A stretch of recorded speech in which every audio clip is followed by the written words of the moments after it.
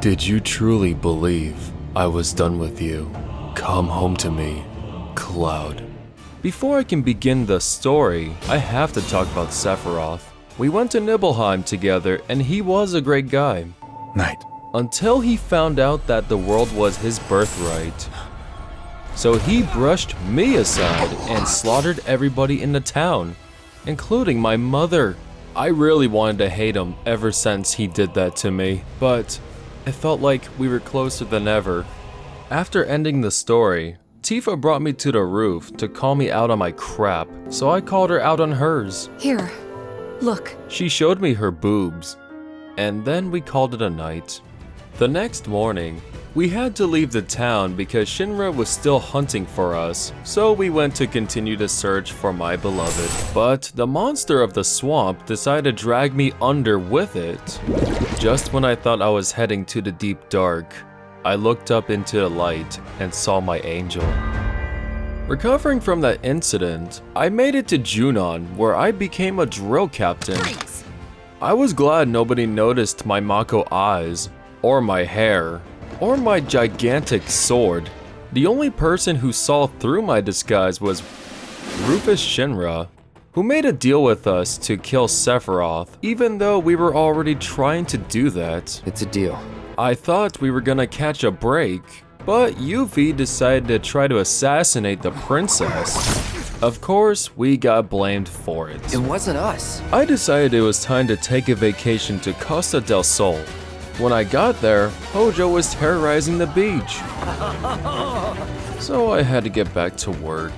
We followed some of the robed men into Barret's hometown, where he told us that Shinra exercised their authority over the residents after building a Mako reactor there. So I guess it justifies all the terror he's caused.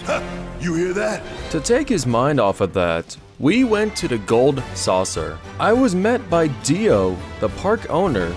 After getting very touchy with me, he gave us his cat and sent us to find a man with a gun arm. Barret told us that it was his friend Dyne, or should I say brother in arms. Barret had no choice but to put him down because Dyne didn't want to take back his daughter. Dio's cat, Kate Sith, told us we needed to go to the reactor in the jungle to find the ultimate materia.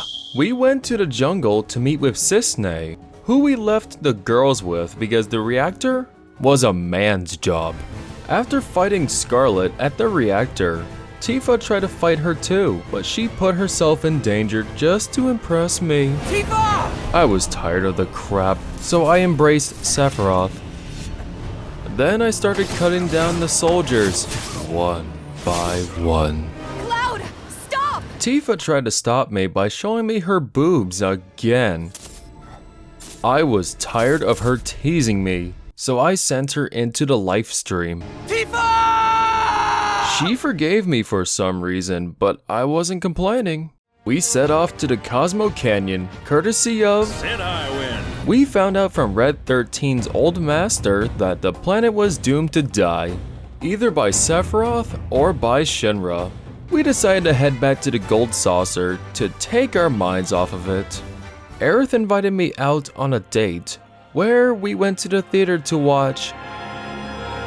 Oh dear good Genova, let's skip this part, my heart can't take anymore. Aerith and I took to the Sky Wheel at the end of our date. I had a really cold feeling on my shoulder. I think Sephiroth was watching me the whole time. Oh, Cloud, I'm always watching you, even at your most vulnerable. We headed to the Colosseum the day after to fight for Dio's honor and that keystone to the Temple of the Ancients. We won the fight fair and square, but the princess and his lapdogs, also his literal dog, came to steal the keystone and my glory. We chased them into the temple. We walked in on Sephiroth. In the very same room, we all had to face our trauma. Lucky for me, Sephiroth came to narrate mine. I finally got to penetrate him while he got to hold me. We both got our wish, so I could finally move on. I decided it was time to make love to somebody else, So I picked up my sword and got ready to insert it into Aerith. Sephiroth beat me to it. Sephiroth needed to die, so I brought Zack from the other timeline to help me fight him. Sephiroth!